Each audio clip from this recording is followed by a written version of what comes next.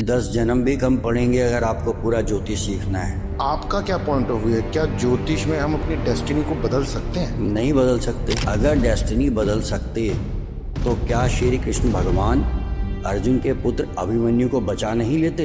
इन पाठों का जो महत्व है सुनने से भी आ जाता है या उन पाठ का पूरा उच्चारण हमें खुद बैठ के करना पड़ता है? देखिए, जितने भी एस्ट्रोलॉजर है ना, 3 उनके स्तंभ है, एक कालसर्प, एक मांगलिक, एक पितृदोष।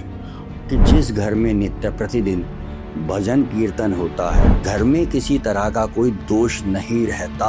28 वर्ष की उम्र के बाद मांगलिक दोष, काल सर्प दोष नाम की चीज किसी भी ज्योतिष के ग्रंथ में उपस्थित ही नहीं है। भारत देश के हमारे आने वाले जो 6 महीने हैं वो आपके हिसाब से कैसे रहेंगे? कोई कॉन्स्पिरेसी सी जैसे इंडिया के अगेंस्ट होनी शुरू होगी, ये 3-4 महीने के लिए नरेंद्र मोदी प्रधानमंत्री जी हमारे जो कमजोर पड़ेंगे, जरूर पड़ेंगे। इकोनॉमिकल क्राइसिस पैदा होकर ही रहेगा, लेकिन जब उसमें मंगल में राहु का पीरियड आएगा जनवरी फरवरी में, उस पाकिस्तान का विभाजन होकर ही रहेगा। 1971 और 2027 की ग्रहों की स्थिति और दशाएं यही संकेत देती हैं कि शनि केतु यदि साथ हों और मंगल उनसे केंद्र में आए तो एक प्रलय जैसी स्थिति पैदा होती है।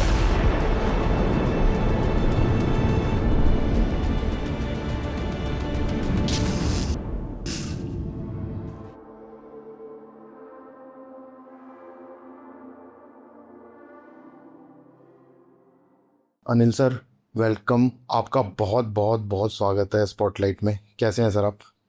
नमस्कार, मैं ठीक हूँ। सबसे पहले मैं हमेशा गुरुदेव श्री के.एन. राव सर को अपने नमन करता हूँ, जिनकी वजह से मैं आज आपके सामने बैठा हूँ या ज्योतिष में आया। तो अनिल सर, मैं एक आपसे बिफोर हम टेक्निकलिटीज में जाएं, ज्योतिष के बारे में बात करें, एक छोटा सा अगर थोड़ा सा आप ये बताएं कि आपकी खुद की जर्नी कैसे जुड़ी एस्ट्रोलॉजी से?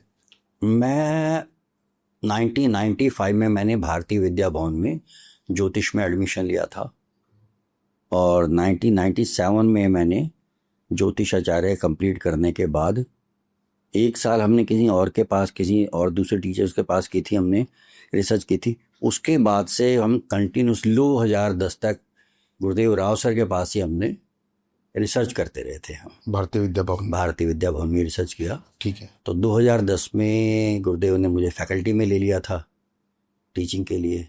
तो तब से लेके बस सर के साथ जुड़े हुए हैं और जो उन्होंने सिखाया वही उन्हीं पे रास्ते पे चलने की कोशिश करते हैं। कितने कामयाब होते हैं कितने नहीं मालूम नहीं, पर उन्होंने यही बताया कि ज्योतिष के नाम पे ठगो मत। अगर ज्योतिष के नाम पे ठगोगे, किसी को धोखा दोगे तो परिवार पे इसके कर्सेज आएंगे। अच्छा। तो कोशिश करते हैं कि इन चीज़ों से बचें हम, और जो लोग करते हैं ऐसा उनसे लोगों को सावधान करें। तो सर, भारतीय विद्या भवन में ज्योतिष का जो शुरुआत था वो श्री के.एन. राव सर ने किया? बिल्कुल, 1987 में शुरू किया था और शायद 12 या 18 स्टूडेंट्स तो बताते हैं शुरू में थे उनके पास। ठीक है। तो आप मतलब उन्हीं शुरुआती टाइम में? नहीं, मैंने तो 1995 में ज्वाइन किया था। अच्छा, 95 में ज्वाइन किया था। तो तब से आप सर के साथ ही हैं? तब से मैं जुड़ा हुआ हूँ उनके साथ। तो सर, अब बात करते हैं ज्योतिष के बारे में ही। 2025 चल रहा है, ज्योतिष का डिजिटाइजेशन हो चुका है अगर सीधे सीधे शब्दों में कहा जाए तो 2-3 विद्याएं हैं जिनके बारे में आजकल बहुत चर्चा में रहती हैं। तो सबसे पहला मेरा आपसे सवाल यही है, एक तो टैरो और न्यूमरोलॉजी, ये बहुत आजकल मार्केट में ट्रेंडिंग पे है। आपने भी देखा होगा, यूट्यूब और इंस्टाग्राम पे रील्स आती रहती हैं। तो सर, आप तो बेसिकली ओल्ड स्कूल ज्योतिष के पढ़े हुए हैं, आपका क्या कहना है इन दोनों विद्याओं के बारे में? देखिए, अगर हम वैदिक एस्ट्रोलॉजी ज्योतिष की बात करते हैं तो इसका कम से कम ओरिजिन समझ आता है कि ये हमें हमें विद्या जो दी है ये ऋषि मुनियों दी है, पराशर ऋषि जी ने हमें विद्या दी है। ठीक है। लेकिन अगर हम बात करते हैं कि टैरो की या न्यूमरोलॉजी की, तो इसका ओरिजिन वगैरह मालूम नहीं है क्या ओरिजिन है इसका। और न्यूमरोलॉजी में भी आप जब देखोगे तो हर एक का अपना अलग अलग व्यू होता है। जब सुनेंगे आप, वैदिक ज्योतिष में ऐसा नहीं है। वैदिक ज्योतिष में व्यू सबका एक ही होता है, जो सिस्टमैटिक वे से भारतीय विद्या उनसे पढ़ के निकला है। ओके। रही बात टैरो की, तो इसका भी ओरिजिन इंडिया तो है नहीं, ये बाहर से आया। लेकिन कुछ मैंने देखा, 1-2 लोगों को देखा, वो जो वो बताते हैं तो काफ़ी हद तक ठीक होता है। अच्छा। तो इसे एक ज्योतिष का ही एक पार्ट होता है जिसे हम प्रश्न कहते हैं या हॉररी कहते हैं, तो कुछ उससे मिलता हुआ लगता है। हाँ। तो कुछ इसमें रिजल्ट देखे हैं आते हुए, पर ओरिजिन क्या है, क्या इसका लॉजिक है, वो आज तक समझ आया नहीं। तो आपका मतलब रुझान उस तरफ ज्यादा गया नहीं कभी? नहीं, कभी नहीं इस तरफ, क्योंकि सर ने बताया कि वैदिक ज्योतिष पे ही उनका फोकस रहता था और हम उन्हीं के उसमें रहते थे। नहीं, सही बात है। और वैसे भी सर, ज्योतिष के अंदर जितनी ब्रांचेज हैं और ज्योतिष अपने आप में इतना बड़ा सागर है, अगर उसको सीखना और समझना शुरू करो तो पूरी जिंदगी उसी में निकल। देव कहते हैं 10 जन्म भी कम पड़ेंगे अगर आपको पूरा ज्योतिष सीखना है। वो कहते हैं 10 जन्म भी कम पड़ेंगे। तो जन्नई की जरूरत क्या है, पहले एक को तो साध लें आदमी। सर अब एक बात और बताइए, जैसे ज्योतिष में आजकल एस्ट्रोलॉजर्स लोगों को बोलते हैं कि ये कर लो आपकी लाइफ चेंज हो जाएगी, ये कर लो आपकी किस्मत बदल जाएगी। आपका क्या पॉइंट ऑफ व्यू है? क्या ज्योतिष में हम अपनी डेस्टिनी को बदल सकते हैं? नहीं बदल सकते। प्रारब्ध तो आपको भोगना ही पड़ेगा। योगी भी भोगते हैं, कृष्ण भगवान ने भी भोगा। अगर डेस्टिनी बदल सकते तो क्या श्री कृष्ण भगवान अर्जुन के पुत्र अभिमन्यु को बचा नहीं लेते? तो प्रारब्ध तो आपको भोगना ही पड़ेगा। अच्छा, मतलब डेस्टिनी तो नो वन कैन चेंज। ज्योतिष जो होना है वो होके ही रहेगा। वो होके ही रहेगा, पर हमारी जो कुछ रेमेडीज वगैरह होती हैं, जो वैदिक रेमेडीज है, उनसे उसका ताप कुछ कम हो जाता है, उससे सहने की शक्ति मिल जाती है। कहने का ये मतलब है, अगर आने वाले 10 साल आपके बुरे हैं तो आपको उनके सहने की और उसकी शक्ति आ जाती है कि एटलीस्ट आप उनसे फाइट करके आगे मूव ऑन। बिल्कुल बिल्कुल बिल्कुल, ये छोटे शब्दों में कहा। बिल्कुल। तो आप रेमेडीज में बिलीव करते हो? हाँ बिल्कुल, रेमेडीज होती हैं। अच्छा। रेमेडीज वो हैं जो पराशर ऋषि ने बताई हैं। अच्छा। या जैसे विष्णु सहस्त्रनाम का पाठ किया जाता है, अच्छा। जो विष्णु पितामह ने बताया था। सर एक बात बताइए, अब जैसे आपने बोला विष्णु सहस्त्रनाम, ललिता स्तोत्रम और त्रिपुर सुंदरी, ये काफी पाठ होते हैं जो वैदिक में बोले जाते हैं। ये डिजिटाइजेशन का ज़माना है, यूट्यूब पे भी अवेलेबल है। इन पाठों का जो महत्व है सुनने से भी आ जाता है या उन पाठ का पूरा उच्चारण हमें खुद बैठ के करना पड़ता है? देखिए, कोई बुजुर्ग है, हाँ जी सर। कोई बीमार है या बच्चा है, उसके लिए तो आप कह सकते हैं कि चलो सुन के काम चला लें। पर 24 घंटे में खाना आप 3 बार खाते हैं, बाकी सब काम करने के पास आपके समय है। भगवान को देने के लिए अगर इतना समय नहीं है तो क्या भगवान आपके लिए थोड़ी पीछे पड़ेगा कि आपने सुन लिया तो काम हो गया। आप बीमार हुए, आप डॉक्टर के पास गए और उसने आपको मेडिसिन दी कि मेडिसिन खानी, और आप जेब में लेके घूम रहे हैं, और 4 दिन बाद कहें डॉक्टर साहब मैं तो ठीक नहीं हुआ। पर सर वो संस्कृत में हर एक को। ऐसा कुछ नहीं है, संस्कृत ऐसी कुछ नहीं है। सुनते सुनते सब याद हो जाता है। आप इसे सुनते यूट्यूब पे गुरुदेव राव सर की आवाज में नारायण कवच अवेलेबल है, विष्णु सहस्त्रनाम अवेलेबल है। अच्छा। तो जिनको नहीं आता वो कहते हैं हम पढ़ नहीं पाते, तो हम रिकमेंड करते हैं यूट्यूब पे सुनते सुनते आप पढ़ें। 10 दिन, 15 दिन, 20 दिन, महीने में आपको याद हो जाएगा, पर आपको समय तो निकाल के देना पड़ेगा इसके लिए। तो मतलब जो लोग यूट्यूब पे ऐसे चलते चलते फिरते फिरते सुन रहे हैं उसका कोई फायदा नहीं, कोई नहीं। कुछ तो फायदा, कुछ तो फल मिलेगा, पर जो असल जो कहते हैं वो नहीं। बिल्कुल बिल्कुल, जो असल फल है वो नहीं मिलेगा। आप 24 घंटे में से क्या आधा घंटा 1 घंटा भगवान को नहीं दे सकते? हाँ, वैसे भी भगवान को आपकी जरूरत थोड़ी ना है। नहीं, बस बताया रहा, कोई बुजुर्ग है, बच्चा है या बीमार है, एक अलग बात है। सर एक चीज़ और बताइए, मैं काफ़ी एस्ट्रोलॉजर्स के साथ पॉडकास्ट करता रहता हूँ। हर कोई आके मुझे कुछ अलग बता के चला जाता है और मैं पहले इधर जा रहा होता हूँ फिर उधर चला जाता हूँ। आपके पॉइंट ऑफ व्यू से ज्योतिषी में कुंडली देखने का जो सही तरीका है, आई मीन टू से, कुछ लोग बोलते हैं कि भाई हमें डेट ऑफ बर्थ से काम चल जाएगा, कुछ लोग बोलते हैं डेट ऑफ बर्थ नहीं चाहिए, जन्म स्थान से काम चल जाएगा, कुछ लोग बोलते हैं कि हमें कुछ भी नहीं चाहिए, आज के करंट सिनेरियो के काम से चल जाएगा। तो सर सही चीज़ क्या है? सिर्फ डेट ऑफ बर्थ से काम चल सकता? नहीं, आपके लिए डेट ऑफ बर्थ चाहिए, ओके, टाइम ऑफ बर्थ चाहिए, ओके, और प्लेस ऑफ बर्थ चाहिए।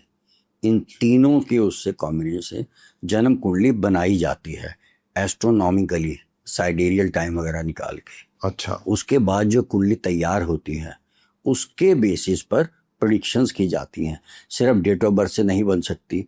डेट ऑफ बर्थ एक डेट 24 घंटे तक रहती है। अच्छा। तो 24 घंटे में जितने पैदा होंगे, क्या सबका एक ही भाग्य लेके पैदा होंगे? ग्रहों की स्थिति बदलती जा रही है। चंद्रमा सबसे तेज चलने वाला ग्रह है। हाँ जी। वो हर 2 घंटे में 1 डिग्री आगे चलता है, तो 24 घंटे में 12 डिग्री बदलेगा, चल जाएगा वो। पर सर एक छोटी सी बात बताइए, उसका क्या समाधान है? जैसे मुझे मेरी डेट ऑफ बर्थ पता है, प्लेस ऑफ बर्थ पता है, पर आज से अगर मैं 30-40 साल पहलू हॉस्पिटलों का तो बहुत ही बुरा हाल था, एग्जैक्ट टाइम का तो पता होना थोड़ा मुश्किल था। नहीं, बर्थ टाइम रेक्टिफिकेशन किया जाता है। आपकी ज़िंदगी में जो घटनाएं घटी हैं, हाँ जी। उन घटनाओं को देखकर कुंडली में लगा लगा के एग्जैक्ट उससे बर्थ टाइम निकालना कोई मुश्किल काम नहीं है। अच्छा, वो बिल्कुल हो निकाला जा जाता है। सकता है। अच्छा उसे हम बर्थ टाइम रेक्टिफिकेशन कहते हैं। अच्छा, मतलब वो पॉसिबल है। बिल्कुल पॉसिबल है। तो मतलब अगर कोई किसी के पास सिर्फ डेट ऑफ बर्थ लेके जाता है और वो 5-10-15 मिनट में कुंडली देख के कि आपका डेट ऑफ बर्थ ये है और बर्थ टाइम मेरे हिसाब से ये है, वो सही नहीं है? पॉसिबल, नहीं पॉसिबल 5-10 टाइम में। नहीं, इसके लिए घंटों लगते हैं। वही। आपके बचपन से लेके भाई बहन हुए आपके, हाँ आपने क्या पढ़ाई करी, हाँ इसी दौरान क्या आपके माता पिता का कहीं ट्रांसफर हुआ, आपने मकान वगैरह बदला, कुछ करा, तो अलग अलग कुछ कुंडलियों के साथ वर्ग बनाए जाते हैं, डिविजनल चार्ट बनाए जाते हैं। अच्छा उनमें उन घटनाओं को देखा जाता है अच्छा। कि किस समय कौन सी घटना किस कुंडली में देख रहे हैं। करते करते नैरो डाउन करते करते समय निकाला जाता है और उसमें घंटों लगते हैं। वही। ये जो बैठते हैं टीवी में आते हैं, आपने time of birth date of birth वगैरह बोला कर देते हैं, ये सब बेकार है। ज्योतिष नहीं है, ज्योतिष। ये ज्योतिष बिल्कुल नहीं है। तो नाम, जैसे किसी का अक्षर निकला डेट ऑफ बर्थ के हिसाब से, किसी का का निकला, किसी का खा निकला, उसका कितना महत्व है? देखिए, ये होता है जो अक्षर निकलते हैं, ये चंद्रमा की राशि के ऊपर होते हैं बेस। ठीक है। हर राशि में 9 चरण होते हैं किसी भी नक्षत्र के, तो उसके बेसिस पे निकाला जाता है ये। ठीक है। ये वैसे ही नाम रखा जाता है, इसका कोई इंपॉर्टेंस नहीं है कि क्या नाम रखा गया। अच्छा, नाम का कोई महत्व नहीं? नाम का कोई महत्व नहीं है इसमें। आप किस वक्त पैदा हुए हो, कहाँ पैदा हुए हो, उससे आपकी हाँ, जर्नी है। नाम आप चाहे 10 भी बदल लो। बिल्कुल। प्रारब्ध का पहला जो पॉइंट होता है वो टाइम ऑफ बर्थ होता है, किस समय आपने जन्म लिया, वो पहला पड़ाव है। तो आजकल ये इतने सेलिब्रिटीज और इतने बड़े बड़े लोग अपने नाम में कोई एस ऐड कर रहा है, ये कर रहा है, उससे कोई फर्क नहीं पड़ रहा। नहीं, फिर तो ऐसे भाग्य तो बदल ही नहीं सकते ना।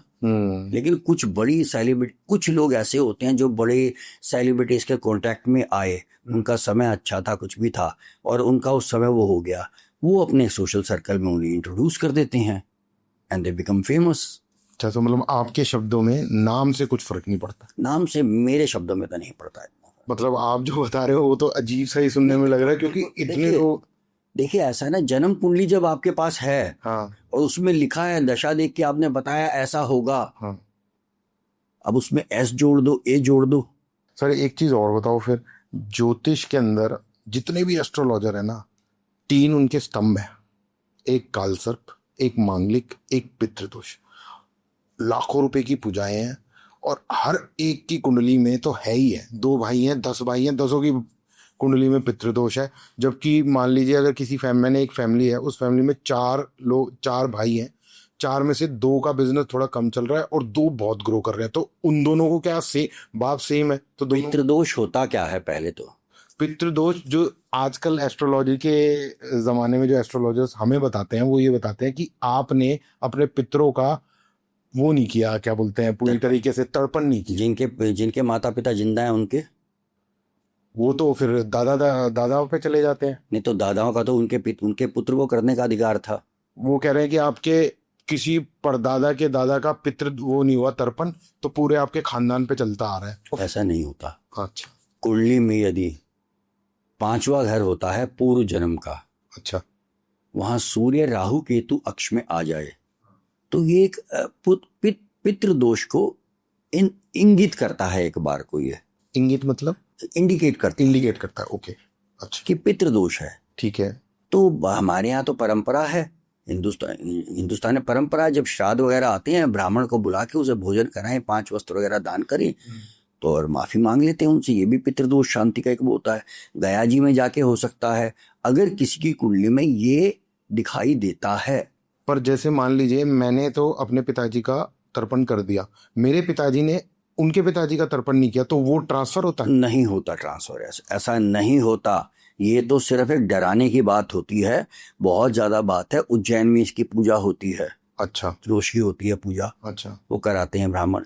आप ब्राह्मण घर में बुला के, साथ ही साथ ये भी एक और बात है, गुरुदेव राव सर, हमें एक छोटी सी पुस्तक है नारद भक्ति सूत्र, ओके, उसे कोट कराया करते थे, पढ़ाया करते थे कि जिस घर में नित्य प्रतिदिन भजन कीर्तन होता है, पूजा पाठ होता है, देवतागण नाच उठते हैं, पितरगण प्रमुदित होते हैं, घर में किसी तरह का कोई दोष नहीं रहता।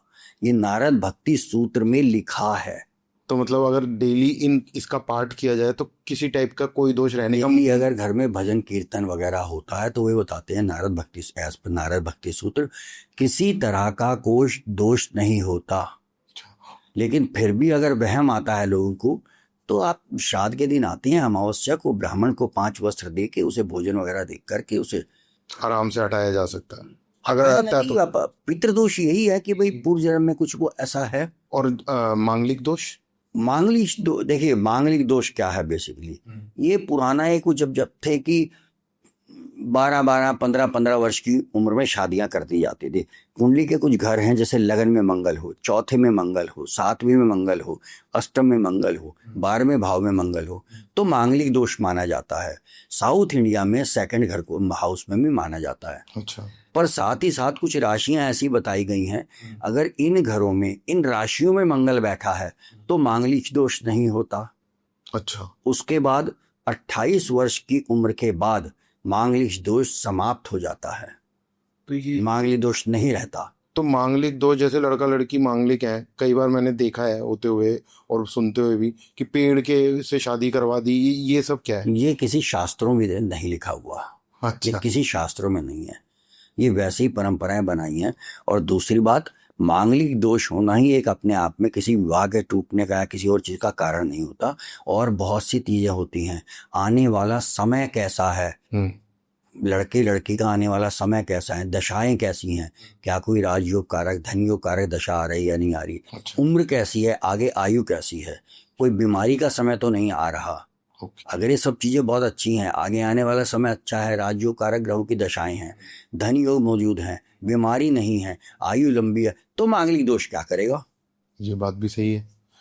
और सर मांगलिक दोष जो ये होता है ये मेल फीमेल दोनों को होने के मतलब होता है? हाँ, दोनों के कुंडली में होता है। दोनों की कुंडली में नहीं हो सकता है, दोनों कुंडली में दोनों कुंडली नहीं है। हाँ, पर आपके कहे अनुसार 28 साल में अपने आप ही खत्म हो जाता। उसका कारण ये था, मंगल अपने आप में एग्रेशन का कारक होता है। Okay okay. और जब मंगल का संबंध 7वें 8वें घर से आया तो ये 7वां घर होता है विवाह का। अच्छा। एग्रेशन बढ़ जाता है उसमें बहुत ज्यादा। अच्छा अच्छा।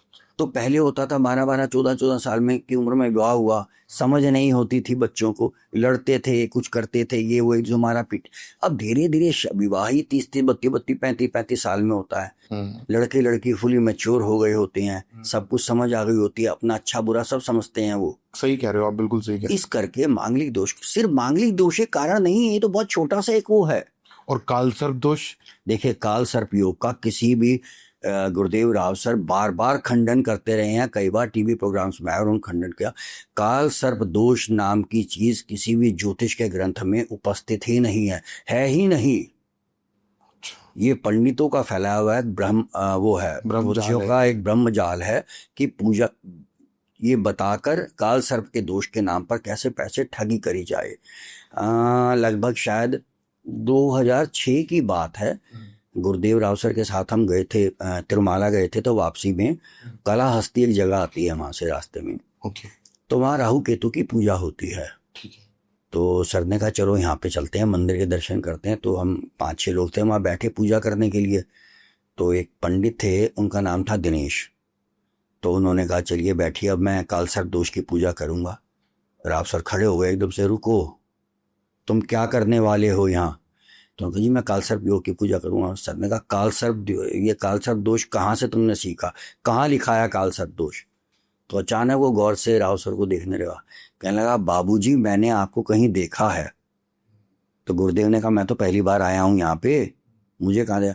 फिर कहता बाबूजी मैं आपको पहचान गया, मैंने आपको टीवी में देखा है। तो सर ने कहा कि क्या देखा मेरे को टीवी में? कहने आप उसमें काल सर्प दोष का खंडन कर रहे थे। सर ने कहा तो तुम क्या कर रहे हो ये? तो उसने हाज, उसका नाम पंडित दिनेश है। अच्छा।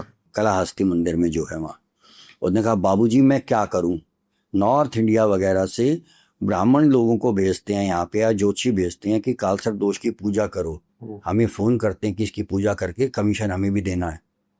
कहता है, तो सर ने कहा असल में क्या होता है? कहता है बाबूजी किसी ज्योतिष में है ही नहीं काल सर्प दोष, हम तो सर्प दोष की पूजा करते हैं, पर वो कहते हैं काल सर्प करानी है तो हम क्या करें, हमारी तो रोजी रोटी ये है। तो सर्प दोष क्या होता है?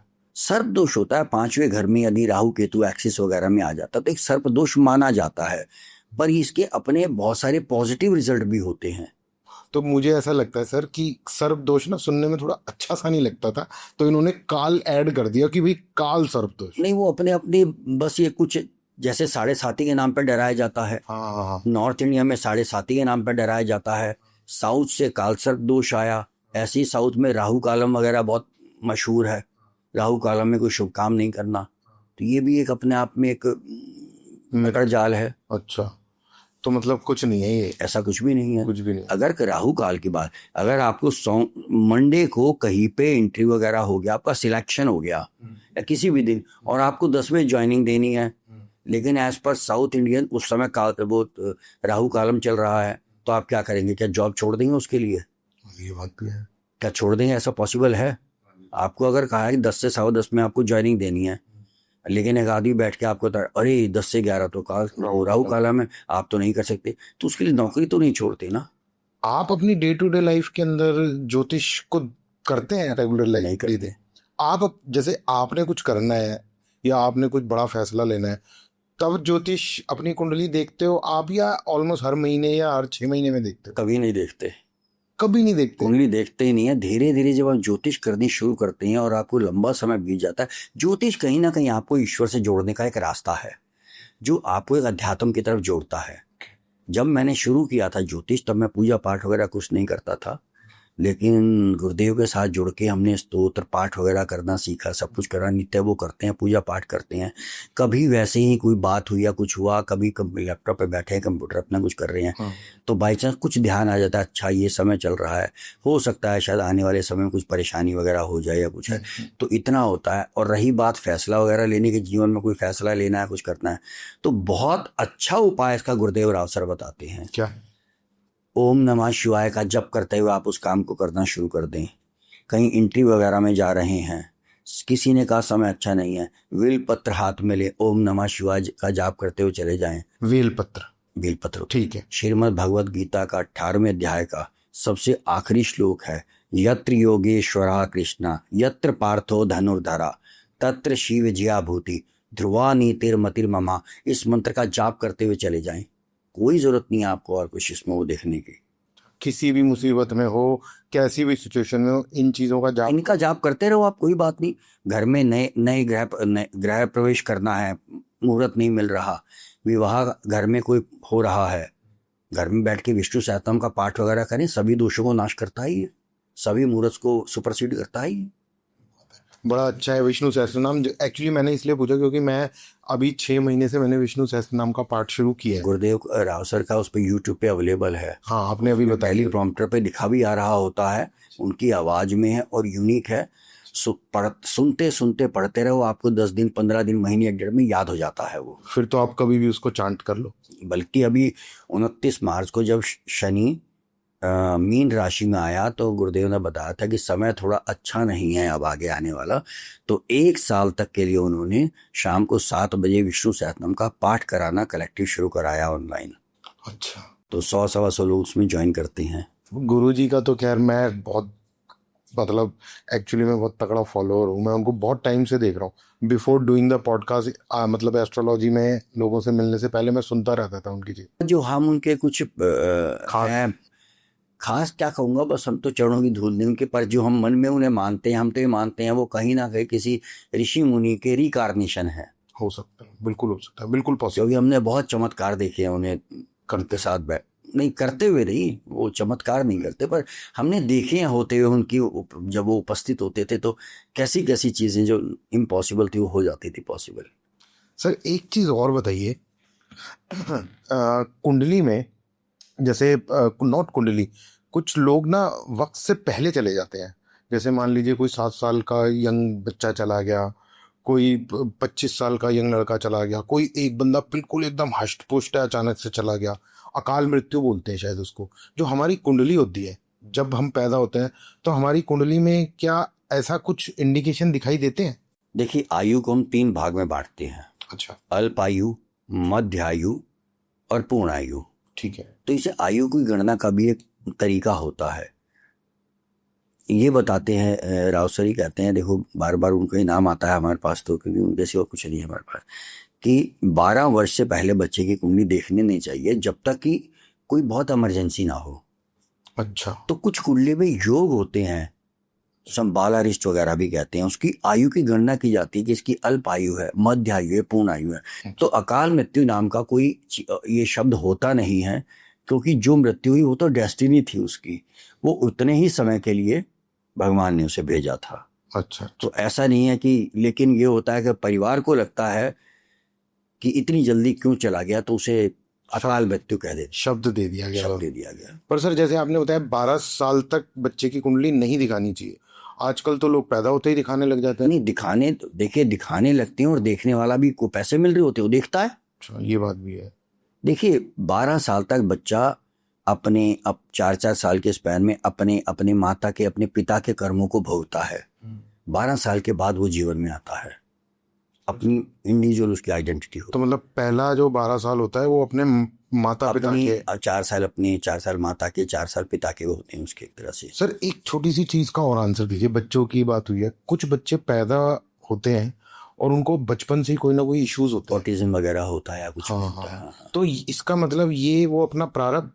देखिए, इसे समझने के लिए आपको कर्म का सिद्धांत समझना होगा। अच्छा, कैसे? एक संचित कर्म होते हैं, जो पिछले जन्म के कर्म होते हैं वो संचित कर्म है, उसका कुछ भाग आपको इस जीवन में भोगने के लिए मिलेगा, उसे प्रारब्ध कहते हैं। पर अब जैसे कोई बच्चा ऑटिज्म लेके पैदा हो तो फिर पूरी जिंदगी। नहीं, पिछले जन्म का जो कर्म लेकर वो आया है उसका एक हिस्सा उसे भोगने के लिए मिला, अच्छा बुरा सब मिला उसे उसमें। ठीक है, तो उसमें से कितना उसका पिछले जन्म के कितने कर्म अच्छे थे बुरे थे, उसी के हिसाब से वो लेके वो पैदा हुआ है। ठीक है। अब हम ऑटिज्म वगैरह की बात करते हैं, पहले मेडिकल साइंस इतनी ज्यादा डेवलप नहीं थी, हाँ जी, आजकल तो एक एक ऑर्गन चेंज कर दिया जाता है।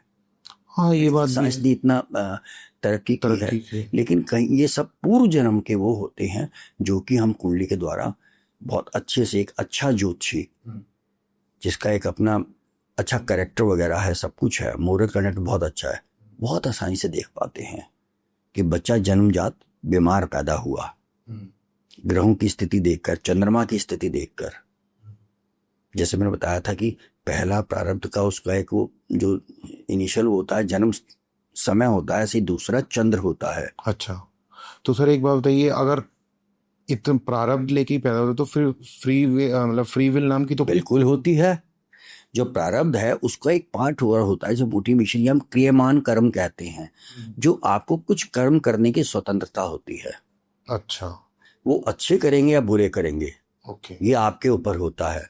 अगर संस्कार पिछले कैसे लेके आए हैं, परिवार के संस्कार कैसे हैं, वो कर्म आप उसके हिसाब से करते हैं, वो फ्री विल है।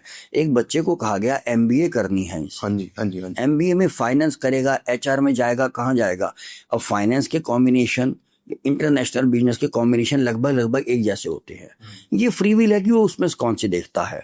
एक बच्चा क्लास में बदमाशी कर रहा है, टीचर सबको बराबर पढ़ा रहा है, हाँ, कोई बदमाशी करे, ये आपकी फ्री विल है कि आप उसे कैसे करते हैं, कैसे लोगों से बिहेव करते हैं, आपका मोरल कंडक्ट कैसा है, संसार में कैसे बिहेव करिए, आपकी फ्री विल होती है, जिससे कि आप चाहें तो अपने प्रारब्ध को सुधार भी सकते हैं, क्योंकि क्रियमान कर्म है, ये आगे आपको आपके उसमें जुड़ जाएंगे फिर संचित कर्म में, तो अच्छा भी कर सकते हैं और बुरा भी कर सकते हैं, ये फ्री विल है। पर सर कोई तालमोल, मतलब कोई बैलेंस होता है कि भाई इतने % ही फ्री विल है? नहीं, ऐसा नहीं, ऐसा नहीं। ऐसा नहीं है। एक जैसे गाय है, हाँ जी, एक गाय को खूंटे से बांध दिया रस्सी के साथ, तो उसकी एक दायरा बन जाता है लिमिट की, आप इससे बाहर नहीं जा सकती गाय, वो घूमेगी रस्सी की जितनी लंबाई है उससे बाहर नहीं जा पाएगी, लेकिन उस एरिया में घूमने की उसको स्वतंत्रता, एक आज़ादी है। वो एक पोर्शन छोटा सा मिला उसे, फ्री विल का मिला, ये बिल्कुल डेफिनेटली होती है। अच्छा, अब आपको घर में आपको सब कुछ मालूम है, ये अच्छी चीज़ें हैं, ये बुरी चीज़ें हैं, लेकिन इसकी तो स्वतंत्रता है आपको पूरी कि आप कौन सा उसमें से अडॉप्ट करते हैं, सही बात है, किसको करते हैं, ये बात भी सही है। ये फ्री विल है आपकी। बड़ा अच्छा समझाया सर आपने। अब एक और बड़ा विवादास्पद टॉपिक है ज्योतिष के अंदर ही, 2-3 चीज़ें एक्चुअली, नॉट एक सिंगल चीज़ नहीं है। आज की डेट में ना हर एस्ट्रोलॉजर, जब भी आप उनके पास जाओ, फाइनेंशियल प्रॉब्लम ऑलमोस्ट सबके साथ चलती रहती है, जेमस्टोन्स सजेस्ट करते हैं। पहली बात तो मैं आपसे पूछता हूँ, ज्योतिषी के पास जाता कौन है, या डॉक्टर पे कौन जाता है? जो परेशान होता है। परेशान होता है। हाँ, तो ये कहने की जरूरत ही नहीं है कि जो पाया उसे कि तेरी यार तेरी जिंदगी तो बहुत अच्छी चल रही है, तू क्यों आया मेरे पास। आप ये तो कभी नहीं सुनेंगे कहते हुए। बिल्कुल नहीं सुनूंगा। डॉक्टर को ये नहीं सुनेंगे कभी, भाई मेरे पास किस लिए आए हो, तुम तो बिल्कुल हेल्दी हो। जो आया है परेशानी है, परेशान होके आया है, बिल्कुल है। और आप पे विश्वास करके आया है, तो जो कहोगे वो मानेगा। जेम स्टोन्स का बारे में देखिए, गुरुदेव राव सर की स्टेटमेंट है जो मैं कहता हूँ, अक्सर मैं कंट्रोवर्सी में फंसता हूँ इस चीज को बोल के। हाँ जी। वो कहते हैं पत्थर ही अगर आपको पहनने हैं तो सड़क पे बहुत पड़े हैं, उठा के सिर पे रख लो। अच्छा।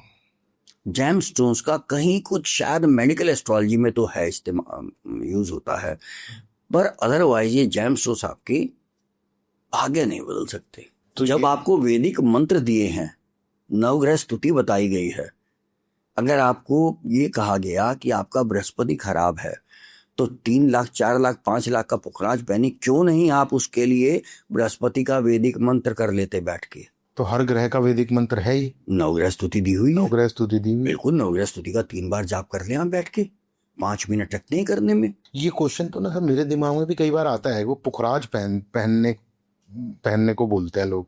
अभी और वो कहते हैं कि आपके इससे फिंगर पर टच होना चाहिए। बेसिकली इसे कलर थेरेपी। हाँ, मतलब उसका सिस्टम मुझे भी समझ नहीं। कलर थेरेपी का मेडिकल में कुछ काम करता है ये, पर कुछ लोग हैं जो अपने लॉजिक देते हैं कि नहीं ऐसा होता है, तो ठीक है।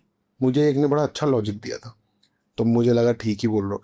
उन्होंने बोला, मैंने कहा ये तो टच हो रहा है। कहते हैं नहीं, इसका टच होना तो है, अच्छी बात है। इसका टच होने में जब आप सूर्य में निकलते हो, एग्जैक्टली सनरेज में, वही बताओ, it works as a medical astrology की तरह का, मेडिकल एस्ट्रोलॉजी में काम करता है कि वो बाकी सारे कलर्स को एब्जॉर्व करके येलो कलर को आपकी बॉडी में भेज रहा है। येलो कलर जो होता है एनर्जी का वो है, एनर्जी का। लेकिन आप क्यों नहीं, इसका वैदिक मंत्र है देवा नाम च ऋषि नाम च।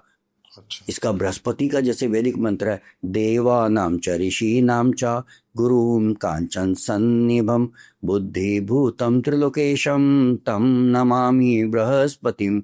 मैं बृहस्पति भगवान, तुम्हारी ये बृहस्पति ग्रह आपकी मैं पूजा कर रहा हूँ, आपको नमस्कार कर रहा हूँ। ये सीधा सीधा हम उससे डायरेक्ट बात कर रहे हैं ना। ये पत्थर पहन के सो रहे हैं, ये कर रहे हैं, क्या वो, मतलब हमें लॉजिक नहीं समझ आया इसका कुछ भी। और जो एक बार जो हमें गुरुदेव ने कुछ कहा, राव सर ने जो कहा, हमारे लिए वो ब्रह्म वाक्य बन जाता है। नहीं सर, जब आप जो ज्योतिष को इतना क्लोजली पढ़ चुके हैं, उनके हिसाब से कोई महत्व नहीं है, तो सर महत्व नहीं होगा। बिल्कुल नहीं है, कभी उन्होंने कभी जिंदगी में इंपॉर्टेंस नहीं दिया इसे। तो सर चलिए ठीक है, जेमस्टोन्स का तो ठीक है। अब ये रुद्राक्ष की जब बात करते हैं तो बेसिकली ये स्पिरिचुअलिटी वगैरह से जोड़ के एक आप देख सकते हैं।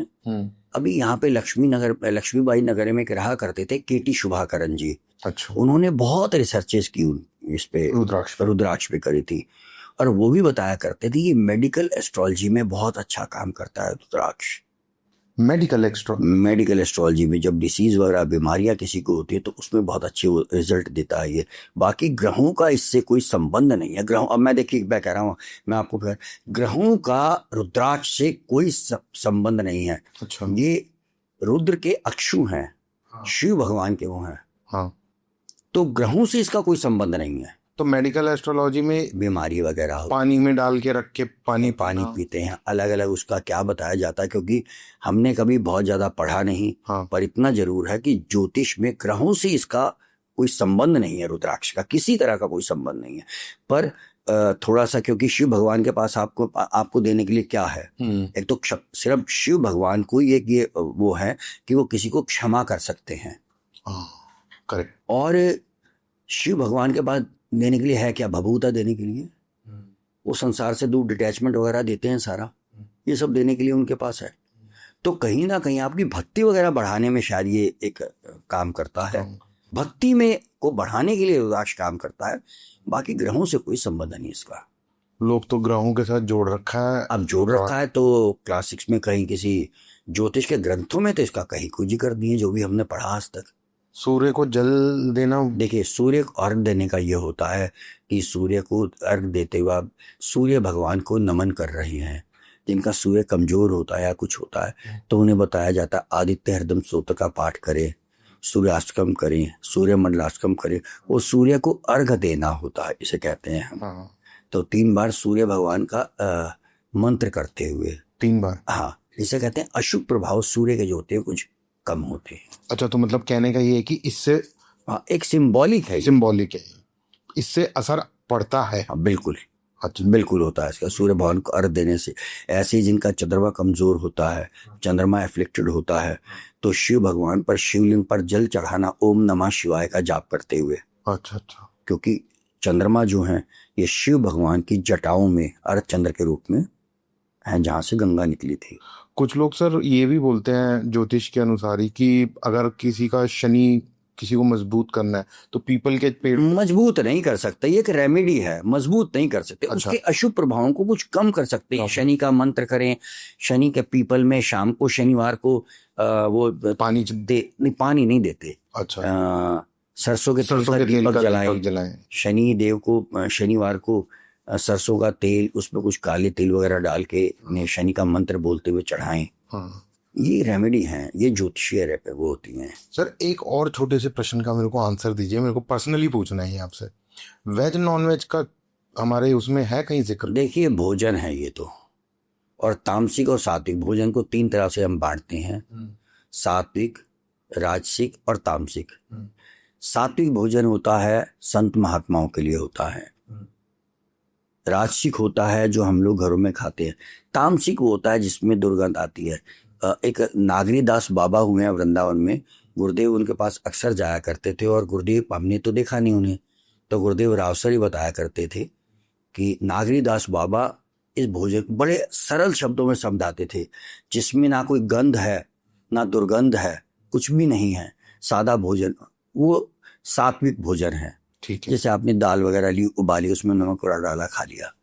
राजसिक वो है जिसमें घी का तड़का वगैरह लगा दिया, थोड़ी सुगंध सी आ गई। तामसिक वो है जिसमें दुर्गंध आए, नॉनवेज है, प्याज है, ये है, वो है, तो इससे मन थोड़ा भटकता है। ये तामसिक जो होता है कहीं एक नेगेटिव वो बॉडी में पैदा करता है।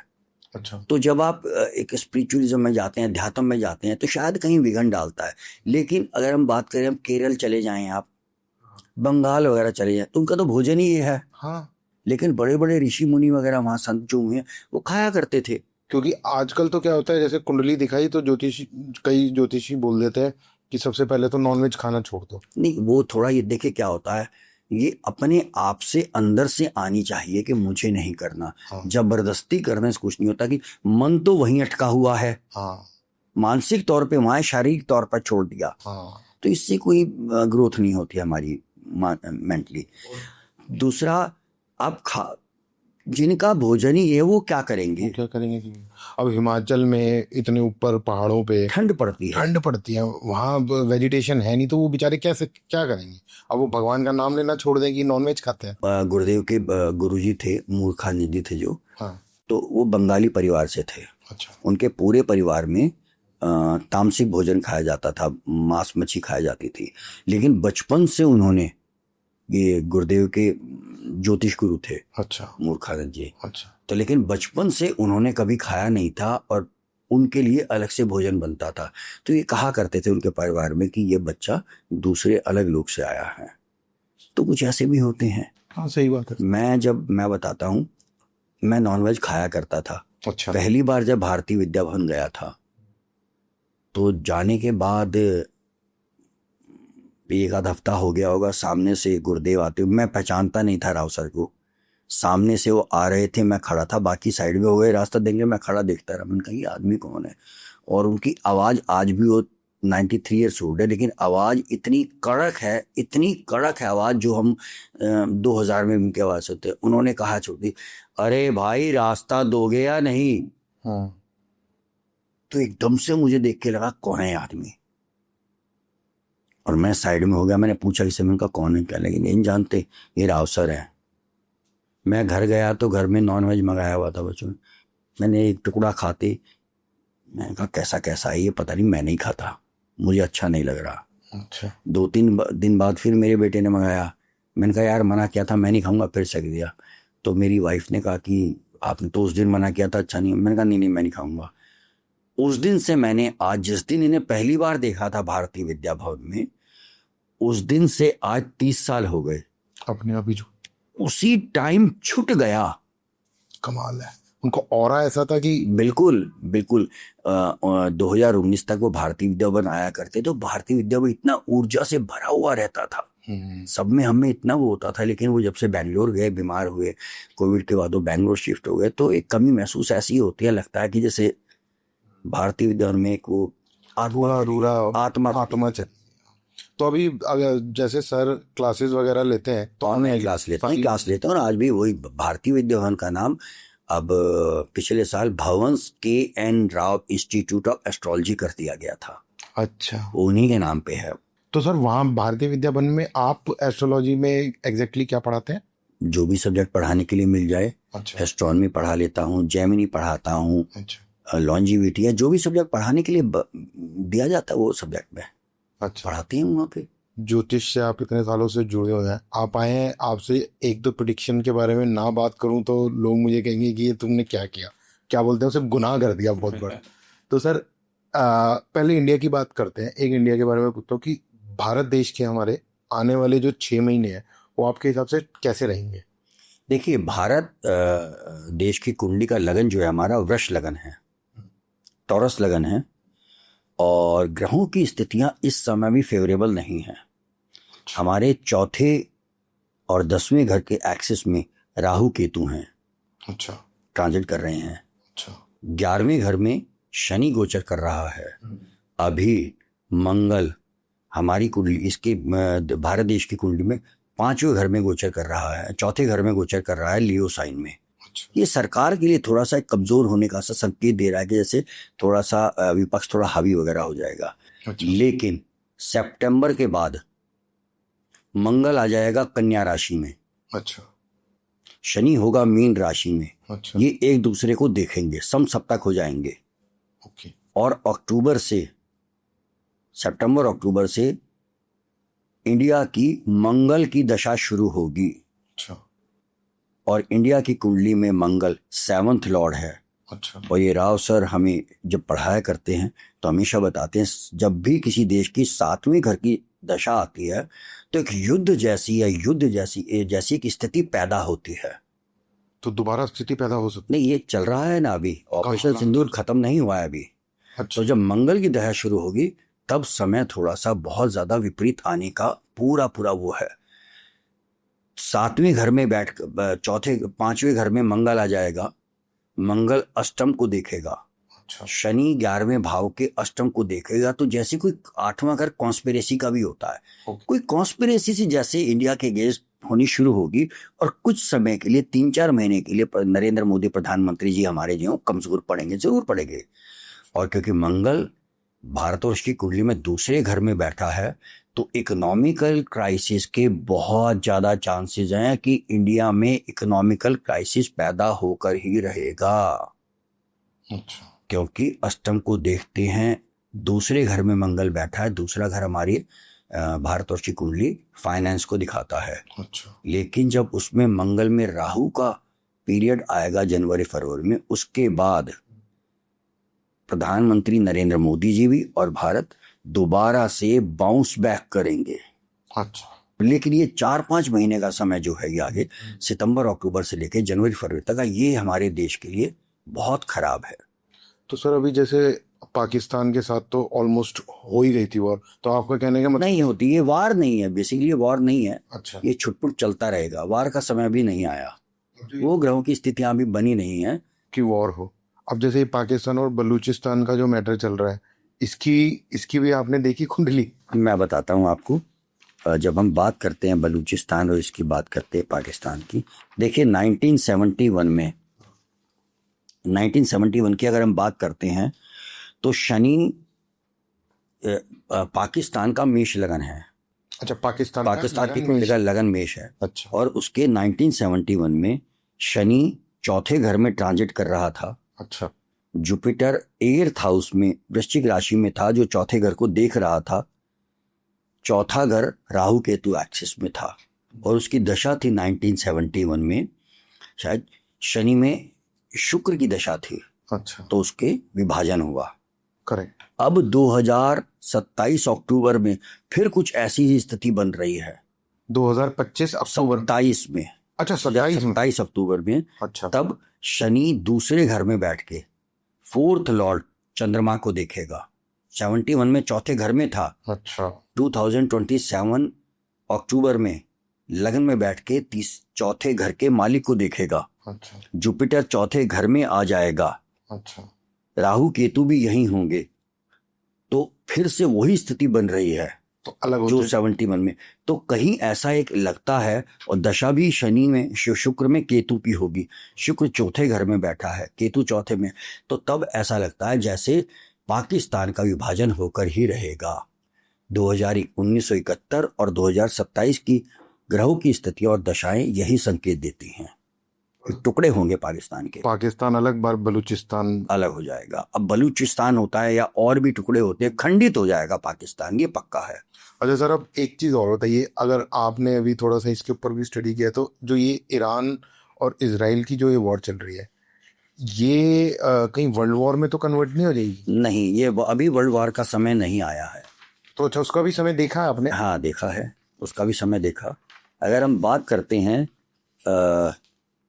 इजराइल की, तो इजराइल की कन्या लगन की कुंडली है। अच्छा। और अभी उसकी दशा उसके 7वें घर में शनि गोचर कर रहा है, और अभी उसकी राहु की दशा है।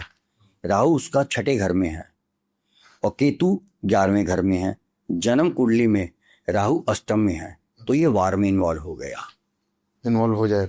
इजराइल की बात कर रहा हूँ मैं, इजराइल हो गया। और ऐसी अगर हम ईरान की कुंडली देखते हैं तो कर्क लगन की कुंडली है उसकी। अच्छा।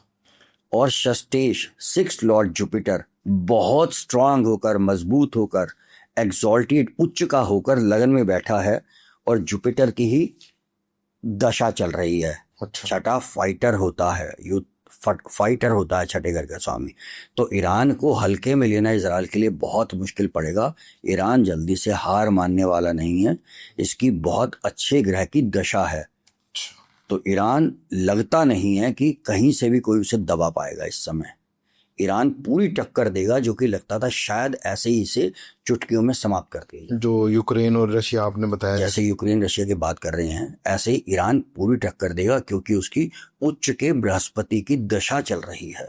पर ये जो वॉर चल रही है, ये ऐसा कुछ दिखाई दिया कि कब तक चलेगी इनकी? ये छुटपुट चलती रहेगी, अभी समाप्त होने का समय नहीं है इसका। तो अच्छा। अब बात करते हैं जो आपने कहा वर्ल्ड वार की, वर्ल्ड वॉर में कन्वर्ट, वर्ल्ड वार की बात करी। गुरुदेव राव सर ने 2010 में, जो मैंने बताया कि इंटरनेशनल कॉन्फ्रेंस हुई थी, तब एक वहाँ पे प्रेजेंटेशन दिया था कि 2030 में जब हम 17 मई पूर्णिमा की कुंडली देखते हैं, कुंडली बनाते हैं जब हम उसकी, तो 5 ग्रह वृष राशि में आते हैं। और यहाँ पर हम देखते हैं अगर, तो सूर्य, मंगल और शनि की डिग्रियां बहुत निकट हैं। अच्छा। और उसी वर्ष में 2030 में ही 30 सितंबर 2030 को शनि और केतु की डिग्री बिल्कुल निकट होगी। अच्छा।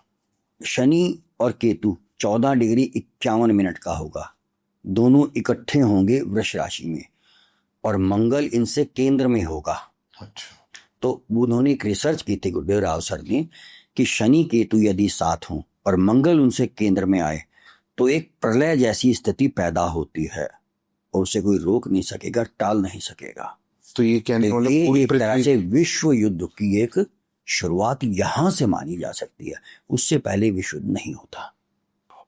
तो मतलब ज्योतिष के हिसाब से देखा जाए तो हमारे पास 5 साल ही बचे। एक प्रलयकारी एक ये समय है। राव सर ने जो जब 2030 में इसकी वो करी है, तो उसमें इंडिया का क्या रोल रहेगा? ऐसा भी कुछ? इंडिया तब तक बहुत बहुत राइज करता जाएगा इंडिया। अच्छा। इंडिया हमारा सुपर पावर बन के रहेगा। सो वो मतलब वर्ल्ड वॉर में इंडिया सुपर पावर ही निकल के आएगा? बिल्कुल, पावर, इंडिया वर्ल्ड पावर निकल के आएगा। और अक्सर लोग बात करते हैं कि मोदी जी अब गए, मोदी जी तब गए। ये 4-5 महीने के लिए थोड़ा सा कमजोर पड़ेंगे नरेंद्र मोदी हमारे प्रधानमंत्री। उसके बाद जनवरी फरवरी के बाद तो फिर से बाउंस बैक करेंगे वो फुल स्ट्रेंथ। अच्छा है सर, बाउंस बैक करना भी चाहिए।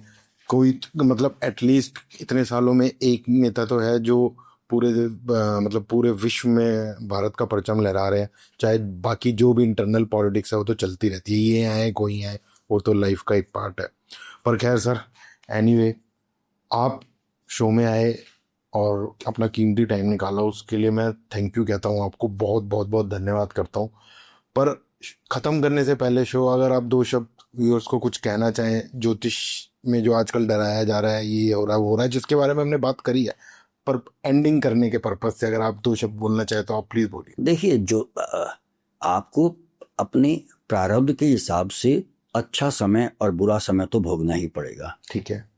जब भी गुरुदेव एक बात और बताते हैं जो मुझे अचानक याद आई, कि जब भी किसी की कोई योग कारक दशा समाप्त होती है, हाँ। तो उसके बाद बहुत बुरा समय आता है, तो उसके लिए पहले से ही तैयार करना चाहिए। ठीक है। तो क्यों नहीं हम घर बैठ के आधा पौना 1 घंटा भगवान को समर्पित करें, पूजा पाठ करें, जो भी आपके यहाँ पूजा पाठ किया जाता है। मैं ये नहीं कहता, अब सिखों को मैं ये नहीं कहूँगा तुम नहीं कर सकते तो विष्णु सहस्त्रनाम करो, नारायण कवच करो, जो भी आपके होता है। क्योंकि हम तो नॉर्थ इंडिया में सिर्फ एक हनुमान चालीसा का बहुत ज़्यादा प्रचलन है। अमूमन किसी से पूछो तुम क्या करते हो, वो कहेगा मैं हनुमान चालीसा पढ़ता हूँ, उन्हें मालूम नहीं है।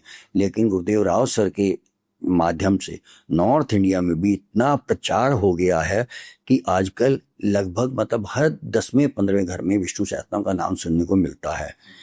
मीडिया का इसमें बहुत बड़ा हाथ है, जिसके थ्रू उनका ये एक संदेश सब जगह जाता है कि विष्णु सहस्त्रनाम भुक्ति मुक्ति देता है, रिद्धि सिद्धि देता है। तो इसका पाठ किया जाए। समय अच्छा और खराब दोनों ही आते हैं, लेकिन जब पूजा पाठ आप करेंगे, पाठ करेंगे घर में बैठ के, उस समय जब खराब समय आया तो भी निकल जाएगा।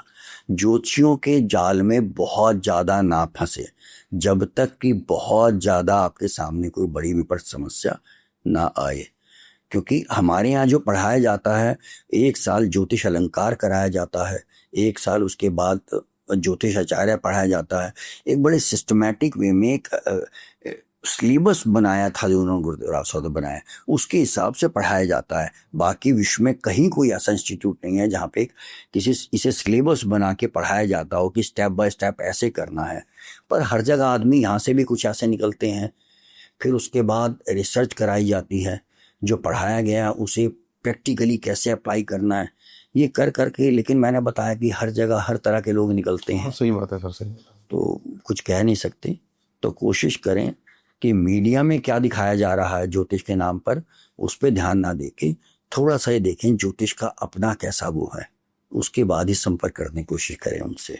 तो दोस्तों, जैसा सर ने कहा, विष्णु सहस्त्र नाम का पाठ करें, कुछ करने की ज़रूरत नहीं है। मैं तो ज़रूर अप्लाई करूँगा इस चीज़ को। एंड ज़्यादा ज्योतिषियों के बहकावे में ना आए, अपनी समझ का भी इस्तेमाल करें और परखें कोई भी चीज़ करने से पहले या कुछ भी चीज़ को अप्लाई करने से पहले, चाहे वो जेमस्टोन है, चाहे रुद्राक्ष है, उनको बहुत सोच समझ के पहने, नाप तोल के पहने। तो सर थैंक यू, आप आए, बहुत बहुत धन्यवाद। इसी के साथ इस शो में ख़त्म करते हैं। एपिसोड ख़त्म करने से पहले मैं आप लोगों को बताना चाहता हूँ, सर का अपना यूट्यूब चैनल है जिसका लिंक मैं डिस्क्रिप्शन बॉक्स में डालूंगा, तो आप वहाँ पे जाके सर को फॉलो ज़रूर कीजिएगा। क्योंकि अच्छे ज्ञान देने वाले लोग ना अब हिंदुस्तान में बहुत कम कम कम कम होते जा रहे हैं। तो थैंक यू सर। बाकी मैं आपके यूट्यूब का चैनल का लिंक अपने इसमें भी डाल दूंगा, एपिसोड के नीचे भी। तो जितने लोग भी हैं वो, मैं तो चाहता हूँ सर सब लोग जुड़ें आपसे और सीखें कि असली ज्योतिष है क्या। Thank you sir.